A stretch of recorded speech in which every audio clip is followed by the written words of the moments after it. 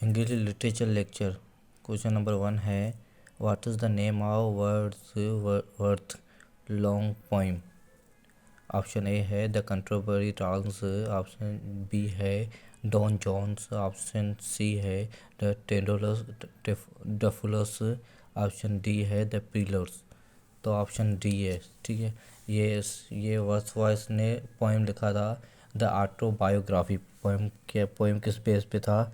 Autobiography. कब लिखा था ये उसने? 1805 में, ठीक है। उसने पोइम लिखा, ये फेमस पोइम हो गया था। उसके बाद क्वेश्चन नंबर 2 है what is the author of the सपोइज्म। सपोइज्म जो है वो, इसका ऑथर कौन सा है? एरिस्टोटल है, डेंट्रे है, द लॉगिनस है, द प्लेटो है। तो प्लेटो है। प्लेटो के बारे में तो आपको पता होगा, ये सेकंड हमारा साइंसदान है, साइंटिस्ट है। पहले जिसने, ये वही प्लेटो है जिसने एटम के बारे में बताया था, ठीक है।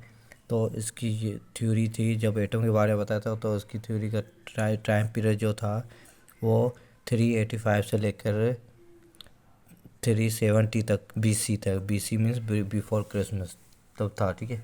तो उसके बाद क्वेश्चन नंबर 3 है speech act theory was developed by. Speech act theory किसने डेवलप की थी? William labour. उसके बाद है प्यूजेट, उसके बाद J.T. ऑर्सन। तो J.L. ऑर्सन, ठीक है, इसने थ्योरी दी थी। उसके बाद इसका था, क्या था, British philosopher of speech act. ये कब लगा था? ये लगा था तकरीबन 1959 में। ये एक्ट कब लगा था? 1959 में, ब्रिटिश फिलोसोफर, ठीक है, ब्रिटिश में। उसके बाद क्वेश्चन नंबर 4 है the term dialogues was introduced by. अब डायगोलॉग्स जो वर्ड है वो ग्रीक वर्ड है, आपको ये पता है, ठीक है। इसकी मीनिंग क्या है? Speaking two language. क्या है? Speaking two language. ये भी हमें 1959 में लगा था, ठीक है। इसकी, ये डायगोलॉग्स जो वर्ड है, ठीक है, 1959 में। उसके बाद क्वेश्चन नंबर 5 है वो introduced in the linguistic the concept similar to the Saussure language and parole, ठीक है। ये किसने दिया था? ये Leonard Bloomfield, Charles Sanders, Edward Sapir and Noam Chomsky. तो नोम चेमास्की ने ये दिया था, ठीक है, ला। उसके बाद क्वेश्चन नंबर 6 है the historical approach to language study investigate change in the language through the time said to be. ये हमारी डेफिनेशन है। इस डेफिनेशन, ये किसकी डेफिनेशन है, ठीक है। हम किस स्टडी करते हैं, लैंग्वेज की स्टडी करते हैं, किस बेस पे?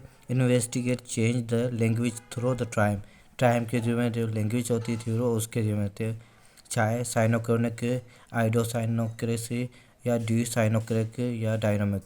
तो हमारी साइनोक्रोनिक, ठीक है, ऑप्शन ये है। उसके बाद क्वेश्चन नंबर 7 है कुछ of the following novel is called the novel without hero. ये किसका नावल है? नावल विदाउट हीरो, ये किसका नावल है? वेटरनिटी फेयर या मिल ऑन द फ्लोर, उसके बाद नॉर्थ वेयर या क्विक पेपर्स।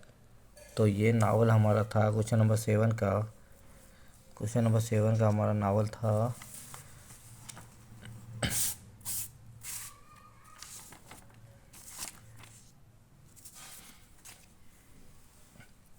ऑप्शन ए, ठीक है।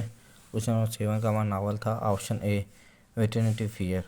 उसके बाद क्वेश्चन नंबर 8 है who is the author of the Piers of Plowman, ठीक है। ये है सर शायद थॉमस मलोरी। उसके बाद चार्ल्स डिकेन का जियोफ्री और विलियसन लॉन्गलैंड, ठीक है। तो उसका ऑप्शन है ऑप्शन डी, विलियसन लॉन्गलैंड, ठीक है। उसके बाद क्वेश्चन नंबर 9 है हु इज़ द विलियन, ठीक है, इन द हेमलेट। विलियम हेमलेट कौन है? विलियम हेमलेट क्या है? क्लोडिस हमारा विलियम हेमलेट है। उसके बाद है what period in the English literature the Augustan age. ये चाहे एगस्टन एज इंग्लिश लिटरेचर में कब हुई थी? Early 16th century, early 18th century. तो अर्ली 18th सेंचुरी होगा, ठीक है ना, और कुछ भी नहीं होगा, अर्ली 18th सेंचुरी होगा। अर्ली याद करना, ठीक है। एक 18th सेंचुरी, दूसरा अर्ली 18th सेंचुरी, तो अर्ली 18th सेंचुरी याद करना। उसके बाद है who's called the golden period of the English literature. Golden period of English language का कौन सा गोल्डन पीरियड था? एलिजाबेथ एज, विक्टोरिया एज, या ऑडेंसर एज? तो एलिजाबेथन एज, ठीक है।